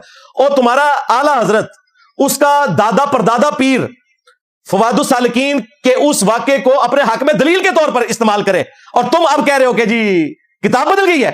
اس کے نزدیک بھی کتاب نہیں بدلی ہوئی تھی، ورنہ سبا سنابل کا کیا بنے گا؟ सबा सनाबिल की तो तारीफ कर ली ना, सबा सनाबिल तो नहीं बदली हुई ना। समझ रहे हैं ना मैं क्या कह रहा हूं? आप ये भाग नहीं सकते। उससे बड़ी बात, तुम लोगों ने मुनाजरे किए हैं। मुफ्ती हनीफ कुरैशी जो पाकिस्तान में मुफ्ती ए आजम डिक्लेयर हुआ मुनाजरे आजम के नाम से, उसने जिस मुनाजरे से फेम पाई 2009 फरवरी में, वो चिश्ती रसूलुल्लाह, थानवी रसूलुल्लाह, वहाबियों की गुस्ताखाना इबारतें, ऑलमोस्ट 5 घंटे सारी चीजें डिस्कस हुई। उसमें उसने चिश्ती रसूलुल्लाह और शिबली रसूलुल्लाह का दिफा किया। शिबली बोले इस तरह पढ़, ला इलाहा इल्लल्लाह शिबली रसूलुल्लाह, और खत्मे नबूवत के डाकुओं, शिबली को रसूल बनाने वालों, ला इलाहा इल्लल्लाह चिश्ती रसूलुल्लाह, ला इलाहा इल्लल्लाह शिबली रसूलुल्लाह। इन्होंने फिर पढ़ा ला इलाहा इल्लल्लाह शिबली रसूलुल्लाह। अब बात ये, इन्होंने शिबली को क्या कहा? कौन है? काफिर है। इनके उलमा ने लिखा, शिबली ने जितनी बातें की हालत शुक्र और मस्ती में की, खबरदार ज़ीनहार हरगिज़ ऐसे मुक़ोसूफिया के बारे में ज़बान न खोलना। तुम बकी जा रहे हो, तुम्हारे काबिर कह रहे हैं ना खोलना, तुम बकी जा रहे हो। खबरदार ज़ीनहार हरगिज़ ऐसे मुक़ोसूफिया के बारे में ज़बान न खोलना। तुम बकी जा रहे हो, तुम्हारे काबिर कह रहे हैं ना खोलना, तुम बकी जा रहे हो। ओए मुफ्ती, तूने 2009 में दिफा किया था, आज कहता है कि किताबें बदल गई हैं, और कहा था ये शतहियात हैं, बुजुर्गों की बोंगियां। हालांकि ये बोंगियां होती हैं अल्लाह के बारे में, बा खुदा दीवाना बाश, बा मोहम्मद होशियार। रसूलुल्लाह के बारे में शतहियात नहीं होती हैं। हम तो अल्लाह के बारे में भी नहीं मानते, लेकिन for the sake of argument मान लिया। ये भी झूठ बोल रहे हो।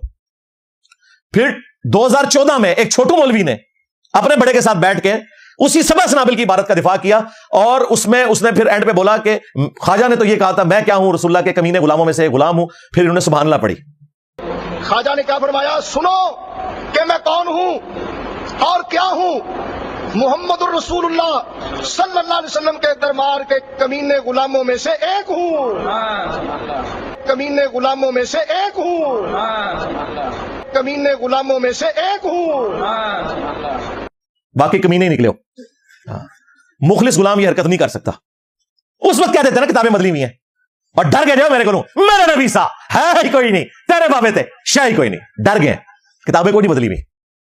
किताबें बदली हुई थी तो 1921 में आला हजरत फोत हुए, मरते दम तक वो सबा सनाबिल की तारीफ करके गए। उनको बताते ना किताबें बदली हुई थी तो 1937 में तुम्हारे जो पीर मेरे अली शाह साहब हैं अल मारूफ टार्जन, उन्होंने तहकीकुल हक फी कलिमतिल हक के अंदर चिश्ती रसूलुल्लाह का दिफा किया हुआ था मार्फत के नाम पे। अभी तक किसी का जवाब नहीं आया। यार इतने गोल्डा शरीफ के मानने वाले बैठे हुए हैं, कोई एक मुफ्ती सामने आके जवाब देना कि क्यों दिफा किया है, ये बंदा इस काबिल था। अच्छा, पीर मेरे अली शाह साहब के लिए ये भी नहीं कह सकते कि उनकी किताब बदल गई है। उसकी वजह पता क्या है? उनके कलमी नुस्खे मौजूद हैं गोल्डा के अंदर। आज से 200-250 साल बाद होता ना तो इन्होंने कहना था ये किताब बदल गई है। अभी तो 100 साल भी पूरा नहीं हुआ। 1937 में फौत हुए, आज है 26 जनवरी 2025, 100 साल भी पूरे नहीं हुए पीर मेरे अली शाह साहब को फौत हुए। और आपको ये टार्जन बना के पेश कर रहे थे कि जी वो पहुंच गए वहां पे तो जनाब गुलाम कादियानी दज्जाल को ललकारा। सरकार उनको तो पहुंचने की जरूरत नहीं थी, उनको चाहिए था लेजर मारते वहां बैठे बैठे, जला के राख करते। और फिर रसूलुल्लाह पे झूठ बांधा कि नबी इस्लाम ने ख्वाब में बिशारत दी थी कि कल तू कलम को हुक्म देगा तो कलम लिखेगी तेरे हुक्म से। अल्लाह के बंदो, इस तरह का कलम अगर कोई रसूलुल्लाह को मिला होता सल्लल्लाहु अलैहि वसल्लम तो मौला अली के हाथों में होता, ज़ैद इब्न साबित के हाथों में होता, जो कातबीने वही थे। 1400 साल बाद कलम मिलना था। झूठ, फ्रॉड। उसके बाद जो इनके चाचू हैं अशरफ अली थानवी साहब, चिश्ती चाचू हैं वो, हाँ वो भी चिश्ती हैं, उन्होंने अल मुहन्नद पे साइन किए हैं, मैं हूं अशरफ अली थानवी हनफी चिश्ती।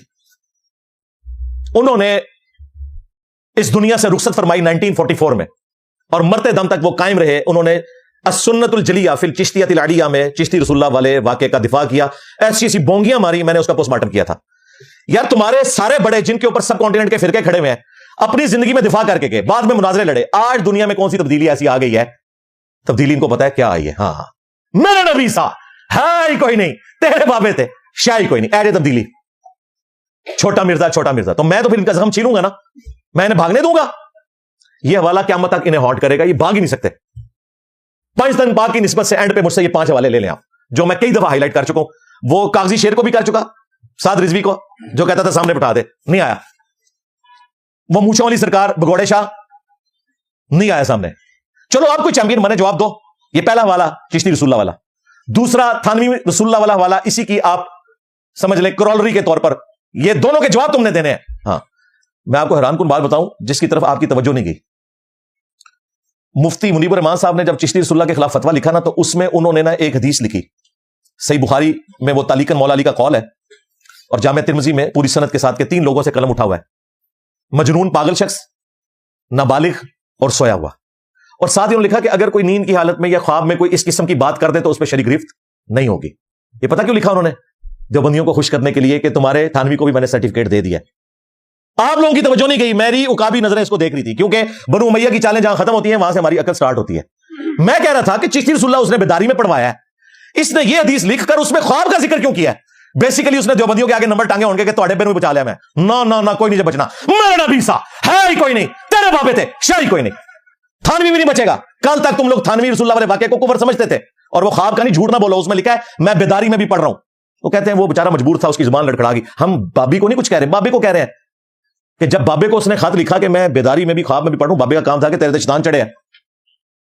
آج آپ خط لکھیں نا, اس میں آپ نعوذ باللہ عمران خان کے نام کا کلمہ لکھ دیں یا نواز شریف کے نام کا یا زرداری کا, ان کو خط لکھیں نا, وہ بھی کانوں کو ہاتھ لگائیں گے.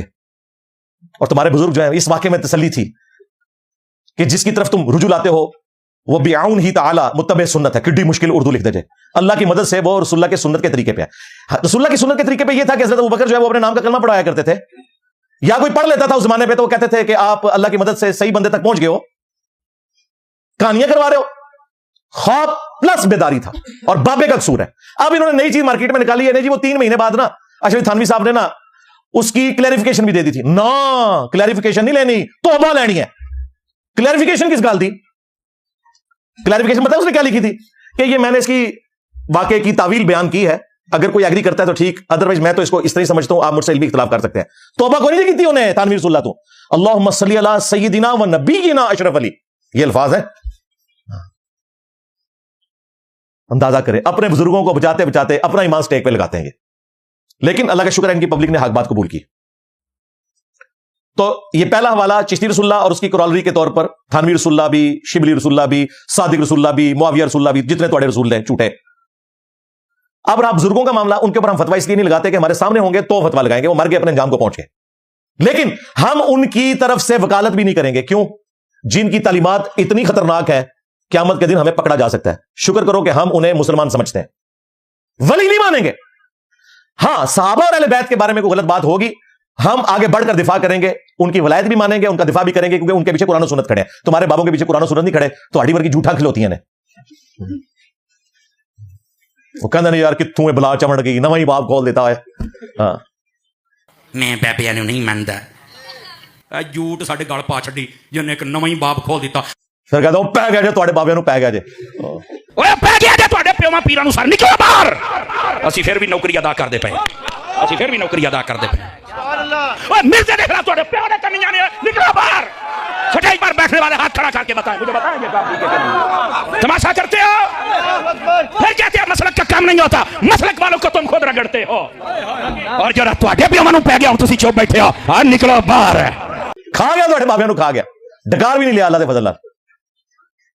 تو یہ اللہ کا شکر ہے, یہ ساری باتیں ہم نے ان سے سیکھی تھی, آپ یہ بھاگ نہیں سکتے, یہ تمہاری ڈاکٹرن تھی. تو یہ پہلا ریفرنس. دوسرا ریفرنس تذکرۃ الاولیاء میں شیخ فرید الدین عطار نے اور کشف المجوب میں علی بن عثمان حجویری نے, چونکہ ان کا تو دعویٰ ہے کہ وہ یہ کہہ رہے ہیں, دفاع کر رہے ہیں, ویڈیوز میں آ کے دفاع کر رہے ہیں, کئی مفتیوں نے دفاع کر لیا اس بات کا. اور سب سے بڑھ کر تمہارے اعلیٰ حضرت نے فتاوی رضویہ میں اس بات کا دفاع کیا ہے کہ بایزید کہتا تھا لوائی اعظم من لوائی محمد, میرا جھنڈا محمد کے جھنڈے سے بڑا ہوگا, قیامت کے دن محمد اور تمام انبیاء میرے جھنڈے کے نیچے ہوں گے. توبہ توبہ توبہ. اعلیٰ حضرت نے بھی دفاع کیا, انہوں نے کہا اس کے منہ سے اللہ بول رہا تھا. علی بن عثمان حجویری نے بھی کہا اس کے منہ سے اللہ بول رہا تھا, اور مفتی حنیف قریشی نے بھی پوڈ کاسٹ میں کہا کہ اس کے منہ سے اللہ بول رہا تھا. اس کے علاوہ اور بہت ساری جو ہے وہ تعویلات ہیں. مثلا یہ جو مرزا صاحب جو ہے اپنی انہوں نے بنائے ہوئے لوگوں کو کہتے ہیں کہ میرا جھنڈا لوائی اعظم من لوائی محمد, میرا جھنڈا محمد صلی اللہ علیہ وسلم کے جھنڈے سے بڑا ہے. ٹھیک ہے, اب اصل میں یہاں یہ بیگ میں نہیں جا رہے کہ یہ صوفیاء ایک ٹرم کے تحت یہ لفظ بول رہے ہیں. ٹرم کیا ہے؟ وحدت الوجود. یہ خاص کیفیت ہے, جذب کی خاص کیفیت ہے, یہ کوئی عام بات نہیں ہے. اب میں اس کی تعویل کر رہا ہوں جو ہے نا لوائی اعظم من لوائی, میرا جھنڈا محمد کے جھنڈے سے بڑا ہے. صوفیاء یہ کہتے ہیں کہ یہ جس طرح حضور صلی اللہ علیہ وسلم ٹور پہ گئے تو وہاں درخت میں سے آواز آئی انی انا اللہ رب العالمین, تو اللہ تعالیٰ بوٹے سے بول سکتا ہے, زبان ولی سے نہیں بول سکتا. تو اب یہ زبان بایزید کی نہیں تھی, زبان ان کی ایک نام رائی ہو رہا ہے, اور وہ کہہ رہے ہیں میرا جھنڈا محمد کے جھنڈے سے بڑا ہے. لوگ مفتی صاحب کو گالیاں نکال رہے ہیں, مفتی صاحب نے وہی کچھ کہا جو اعلیٰ حضرت نے کہا ہوا ہے, اعلیٰ حضرت بھی مارا گیا. لہٰذا ہمارا ان سے اختلاف یہ ہے کہ ہمارے شافع معاشر وہ ہیں جن کی قبر مدینے میں ہے صلی اللہ علیہ وآلہ وسلم, اور ان کا شافع معاشر جو ہے وہ بایزید بستامی ہے. لو سامو, اس سے بڑھ کر رسول اللہ کو کہا کہ وہ بھی ان کے جھنڈے کے نیچے ہوں گے. کیا قیامت کے دن 2 جھنڈے ہوں گے؟ اللہ کا جھنڈا محمد کے جھنڈے سے بڑا ہوگا، نعوذ باللہ۔ اللہ کا جھنڈا تو ہے ہی محمد کے پاس ہے صلی اللہ علیہ وآلہ وسلم، تمہارے پاس اللہ کا کون سا جھنڈا ہے؟ اللہ کا جھنڈا ہوگا ان لوگوں کے پاس، لیکن وہ جھنڈا وہ ہے جو بخاری مسلم میں آیا کہ قیامت کے دن میدان محشر میں اللہ کی طرف سے ہر غدار کو ایک جھنڈا دیا جائے گا۔ ہاں لب لے جھنڈا میں، جس طرح میں وہ لب لے نا پیر توڑا اڑنے والا، وہ کہنا میں منارے پاکستان تو چھال مارا گا، مارنا۔ پیر ڈھونڈ کے دیا ہے، وہ بگوڑا ہو گیا، ہم ڈھونڈ کے دیتے ہیں۔ ان کو کتاب ڈھونڈ کے دی امام حنیفہ کی، ایک ہی پڑیا اتنی چھوٹی سی 15-20 صفحوں کی، الفقہ الاکبر، جس میں عقیدے لکھے ہیں، پہلے صفحے پہ لکھا ہے رسول اللہ کے ماں باپ کفر کی حالت میں دنیا سے گئے، نعوذ باللہ۔ آج کہہ رہے ہیں وہ بھی کتاب بدل گئی، ایک کتاب لمبی سی 15 صفحے دی، حالانکہ ان کے مدارس میں پڑھائی جاتی ہے۔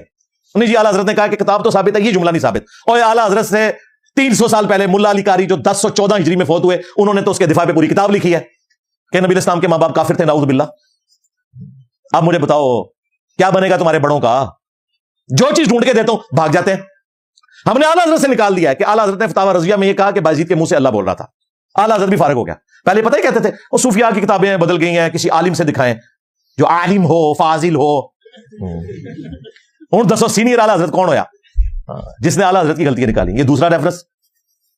تیسرا، تذکرۃ الاولیاء میں لکھا ہوا ہے کہ بایزید بستامی سے پوچھا گیا کہ یہ عرش کیا ہے، اس نے کہا عرش میں ہوں۔ کرسی کیا ہے، اس نے کرسی بھی میں ہوں۔ لوح محفوظ نے کہا میں ہوں۔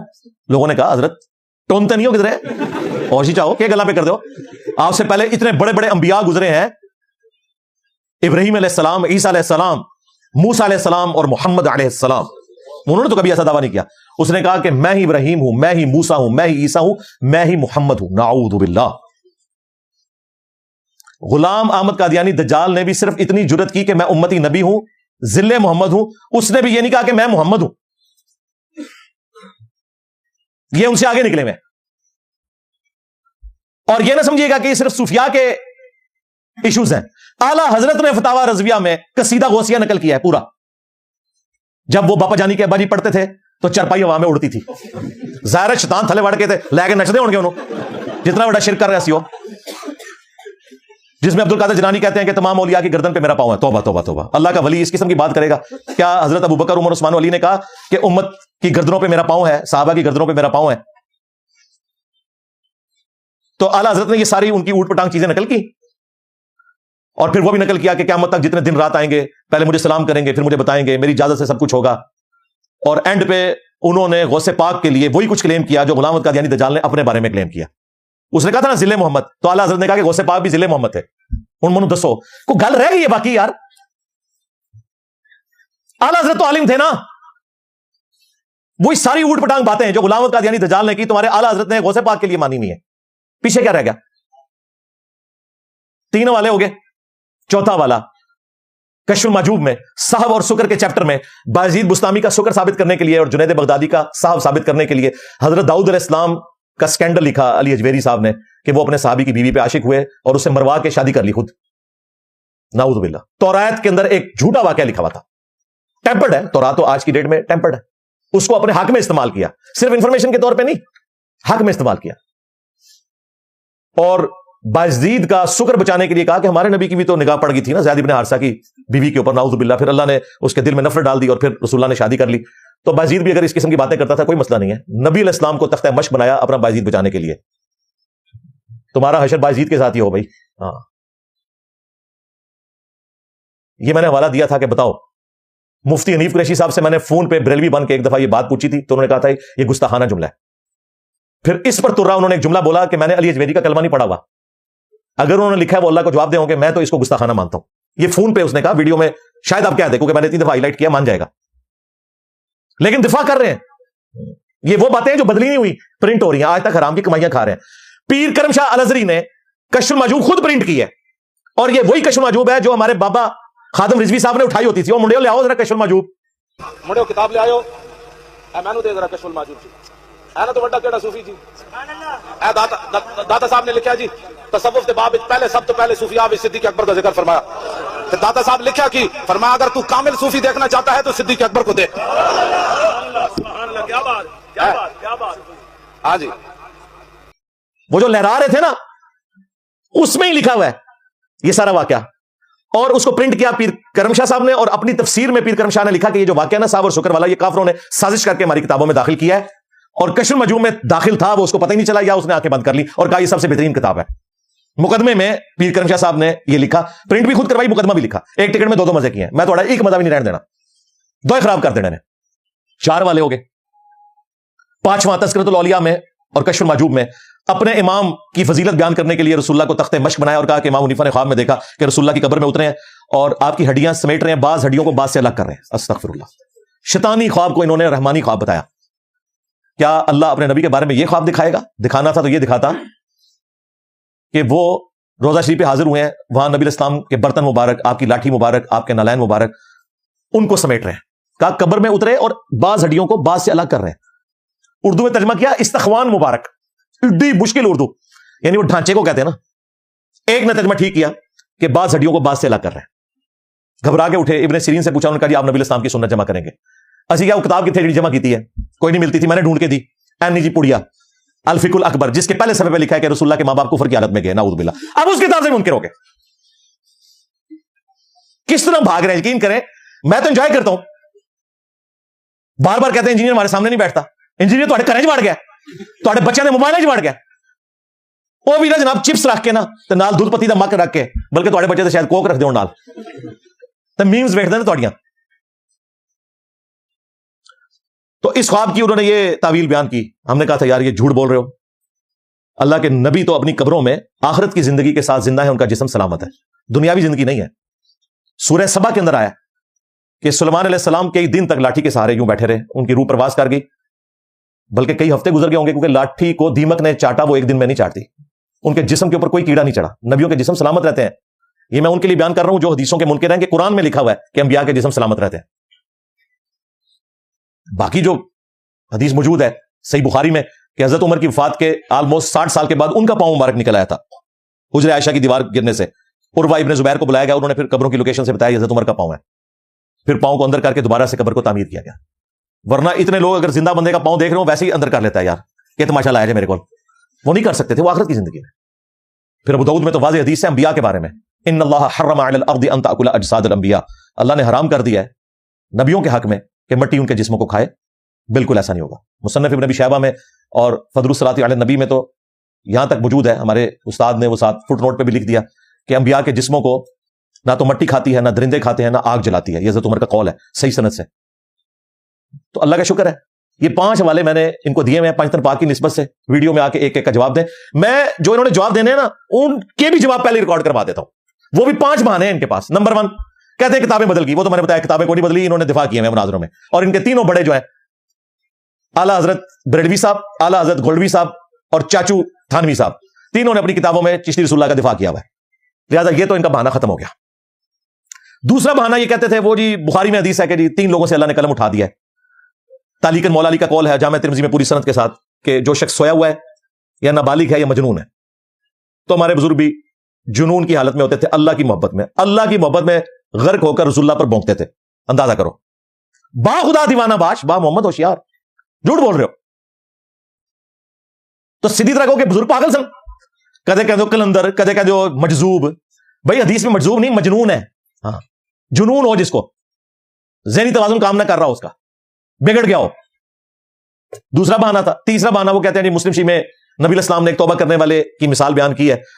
اس کی زبان لڑکھڑا گئی، اس نے کہنا تھا اے اللہ میں تیرا بندہ تو میرا رب، لیکن غلطی سے اس کی زبان سے نکلا کہ اے اللہ تو میرا بندہ میں تیرا رب. آگے نہیں پڑھتے من شدت الفرح، خوشی کی شدت کی وجہ سے زبان لڑکھڑائی ہے. ایک دفعہ ہوا ہے. یہ نہیں کہ بیٹا پہلے صحیح کلمہ پڑھ اور بعد میں الٹا کلمہ پڑھوایا اور پھر کہا کہ کلمہ وہی پرانا تھا. نہ سرکار، جب آپ نے الٹا کلمہ پڑھوایا تو آپ کی اپنی بیعت بھی ٹوٹ گئی، اپنا نکاح بھی ٹوٹ گیا. جب تک تم خود مسلمان نہیں ہوتے اور چاچی واپس نہیں لے کے آتے، بلکہ جتنی چاچیاں کی ہوئی ہیں واپس نہیں لے کے آتے. چشتی چاچو ساری چاچیاں واپس لے کے آ، نئی بیعت کر، پھر تو مرید کر سکتا ہے. آپ کو تو کہتے ہیں جھوٹی موٹی بھی قادیانی لکھ کے کوئی جرمنی چلا جائے تو قادیانی ہو جائے گا. تمہارے بابے سچی مچی لکھیں تو یہ من شدت الفرح والی بات نہیں فٹ بیٹھتی اس کے اوپر.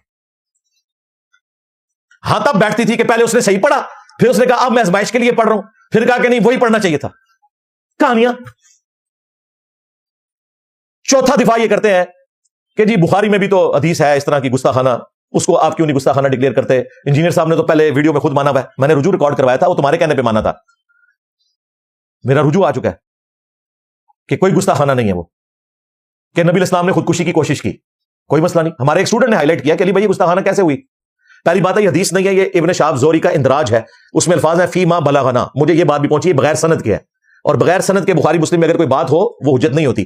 اگر پھر بھی کوئی زبردستی سے حجت بنانا چاہتا ہے تب بھی کوئی گستاخی نہیں ہے. ہمارے اسٹوڈنٹ نے غلام محی الدین بھائی ہیں لاہور میں، انہوں نے مجھے فون پہ کہا کہ علی بھائی گستاخانہ کیسے ہے، وہ حافظ قرآن بھی. انہوں نے کہا قرآن میں جب لکھا ہے سورہ یوسف میں کہ اس عورت نے یوسف کا قصد کیا، یوسف بھی کر لیتا اگر اس وقت اپنے رب کی برہان نہ دیکھتا، تو کیا حضرت یوسف کی یہ گستاخی ہے؟ میں نے کہا نہیں. تو ان کا ادھر بھی یہی لکھا ہے کہ خودکشی کی کوشش کرنے لگے لیکن حضرت جبرائیل علیہ السلام سامنے آئے، اللہ کی برہان نظر آ گئی، خودکشی نہیں کی. جس طرح یوسف علیہ السلام اللہ کے مخلص بندے تھے، چنے ہوئے، ایک ہے مخلص جو ہم کوشش کرتے ہیں اخلاص کی، ایک ہے مخلص جسے اللہ چن لے. تو رسول اللہ بھی چنے ہوئے بندے تھے، یوسف بھی عورت کا قصد کر لیتا اگر اللہ تعالیٰ برہان نہ دکھاتا. تو نبی علیہ السلام بھی خودکشی کر لیتے، اور وہ کسی دنیاوی گھر سے نہیں، وہی میں فترت کا پیریڈ آ گیا تھا. نبی علیہ السلام کی خواہش تھی جلدی جلدی قرآن نازل ہو، کچھ عرصے سے قرآن نازل نہیں ہوا تھا. اس شوق میں اللہ تعالیٰ نے انہیں بچا لیا. پھر وہ آیات نازل ہوئی والضحیٰ واللیل اذا سجا. کیا رکت ہے ان آیات کے اندر کہ آپ کا رب نہ تو آپ سے ناراض ہوا ہے، نہ آپ کو بے یار و مددگار چھوڑا ہے. وللآخرۃ خیر لک من الاولی، اور ہر آنے والا لمحہ آپ کے لیے گزرے ہوئے لمحے سے بہتر ہوگا. تو کوئی گستاخی نہیں اس میں. اور پانچواں جھوٹا دفاع کرتے تھے جی مسلم شریف میں گستاخانہ حدیث موجود ہے، اگر علی اجویری صاحب نے ساور سکر میں لکھ دیا تو کیا؟ ہم نے کہا کہاں؟ وہ کہتے ہیں جی نبی الاسلام کی نگاہ ایک دفعہ نامحرم عورت پہ پڑی. جی پوری حدیث پڑھو. مسلم شریف میں ایک حدیث یہ ہے کہ اچانک اگر کسی کی نگاہ کسی عورت پر پڑ جائے تو فوراً ہٹا لے، اللہ نے مجھے یہ حکم دیا.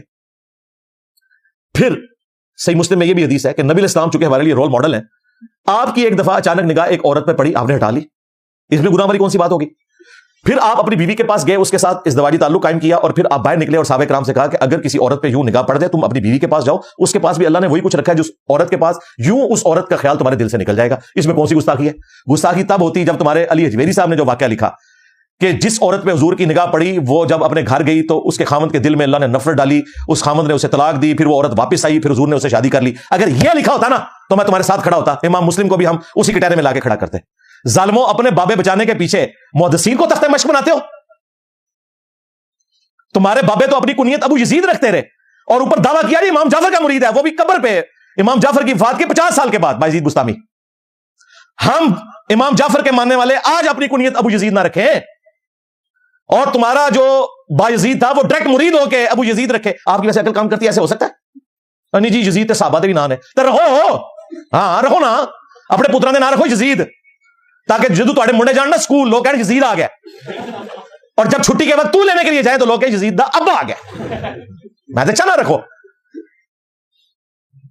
با یزید. اور دیکھو میرا امام مسلم اس نے اپنی کنیت رکھی ہے ابو الحسین.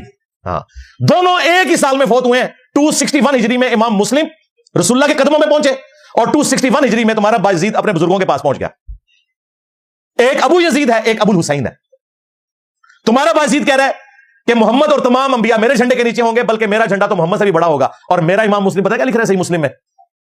ہائے ہائے ہائے، نبی علیہ السلام نے فرمایا کہ میں سید ہوں اولین اور آخرین کا، جتنے آئے جتنے آنے والے ہیں قیامت کے دن میں ان کا سردار ہوں گا. ہمارے امام مسلم لکھ رہے ہیں صحیح مسلم میں سب سے پہلے قیامت کے دن اللہ تعالیٰ مجھے قبر سے نکالے گا، سب سے پہلے قیامت کے دن میں شفاعت کروں گا، سب سے پہلے میری شفاعت قبول کی جائے گی. اللہم اجعلنا منہم، آمین. اللہ تعالیٰ ہمیں بھی ان لوگوں میں شمار فرمائے، آمین. اور ہمارے امام مسلم لکھ رہے ہیں کہ قیامت کے دن رسول اللہ نے فرمایا سب سے پہلے میں جنت کے دروازے پہ دستک دوں گا. داروغ جنت رضوان پوچھیں گے کون؟ میں کہوں گا محمد. تو کہیں گے کہ مجھے حکم بھی یہی تھا کہ جنت کا دروازہ آپ کے نام کے اوپر کھلے گا. یہ ہے ابو الحسین اور وہ ہے تمہارا ابو یزید. تو میں تے اپنے نبی نے وعدہ کیتا ہے کہ 1200 سال میں جس بابے نے میرے نبی کے ساتھ غداری کی، مکے اور مدینے کے نام پر انہوں نے سواریاں اکٹھی کر کے بغداد میں، اجمیر میں، بریلی میں، دیوبند میں پھینکی، رسول اللہ کے نام کے اوپر انہوں نے چندے کھائے، جدادیں بنائی، حرام خوریاں کی، جس نے میرے نبی کے ساتھ غداری کی ہے میں نہیں تھوڑا کوئی بابا چڑھنا. میرے نبی سا ہے ہی کوئی نہیں، تیرے بابے تھے شاہ ہی کوئی نہیں. ہمارے آج کے اس پلیٹ فارم کا اینڈ پہ اعلامیہ یہ ہے جو ہم اکثر کہتے رہتے ہیں، ہاں کہتے رہے ہیں اور کہتے رہیں گے مرتے دم تک انشاءاللہ تعالی، بلکہ قیامت کی صبح کو بھی رسول اللہ کے قدموں میں جب حاضری ہوگی ہم یہی نعرہ لگائیں گے کہ میرے نبی سا ہے ہی کوئی نہیں، تیرے بابے تھے شاہ ہی کوئی نہیں. صلو علی محمد و آل محمد، اللہم صلی علی محمد وعلی آل محمد واصحاب محمد وازواج محمد وامت محمد اجمعین الی یوم الدین، آمین. کافی سارے لوگوں نے دعاؤں کے لیے کہا ہے، بھائیوں نے، بہنوں نے، اینڈ پہ ہم دعا بھی کر لیتے ہیں. اللہم انی اسألک بأنک انت اللہ لا الہ الا انت الاحد الصمد الذی لم یلد ولم یولد ولم یکن له کفوا احد وإلہکم الہ واحد لا الہ الا هو الرحمن الرحیم الف لام میم اللہ لا الہ الا هو الحی القیوم اللہم صلی علی محمد وعلی آل محمد. ربنا آتنا فی الدنیا حسنہ وفی الآخرة حسنة وقنا عذاب النار. ربنا آتنا من لدنک رحمة وهیئ لنا من امرنا رشدا. اللهم احسن عاقبتنا في الامور كلها واجرنا من خزي الدنيا وعذاب الاخره. رب ارحمهما كما ربياني صغيرا. ربنا هب لنا من ازواجنا وذرياتنا قرة اعين وجعلنا للمتقين اماما. اللهم اغفر لحينا وميتنا وشاهدنا وغائبنا وصغيرنا وكبيرنا وذكرنا وانثانا. اللهم من احييته منا فاحيه على الاسلام ومن توفیته منا فتوفه علی الایمان. اے اللہ باران رحمت کا نزول فرما. اے اللہ تمام مسلمانوں کی تمام دینی دنیاوی جسمانی روحانی ظاہری باطنی پریشانیاں تکلیف مصیبتیں دکھ بیماریاں دشواریاں دور فرما. اے اللہ ہماری ہمارے ماں باپ کی ہمارے بیوی بچوں کی پوری امت کی مغفرت فرما. اے اللہ خصوص بالخصوص کشمیر کے مسلمان، فلسطین کے مسلمان، چائنا کے مسلمان، افغانستان میں، یمن میں، عراق میں، شام میں، جہاں کہیں کس پرسی کی زندگی گزار رہے ہیں، غیب سے ان کی عزت آبرو جان و مال کی حفاظت فرما. اے اللہ ہمارے ملک پاکستان کی خیر فرما، اندرونی اور بیرونی خطرات سے محفوظ فرما. اے اللہ ہماری ہمارے ماں باپ کی ہماری بیوی بچوں کی پوری امت کی تمام دینی دنیاوی جسمانی روحانی ظاہری باطنی پریشانیاں تکلیف مصیبتیں دکھ بیماریاں دشواریاں دور فرما. اے اللہ جن جن بھلائیوں کا سوال تیرے محبوب صلی اللہ علیہ وآلہ وسلم نے تجھ سے کیا، ہم تمام کے حق میں قبول منظور فرما. جن جن چیزوں کے شر سے تیرے محبوب علیہ السلام نے تیری پناہ طلب کی، تمام مسلمانوں کو ان چیزوں کے شر سے اپنی پناہ عطا فرما. سبحان ربک رب العزۃ عما یصفون وسلام علی المرسلین والحمد للہ رب العالمین وصلی اللہ علی النبی الکریم وعلی آلہ واصحابہ اجمعین الی یوم الدین. آمین.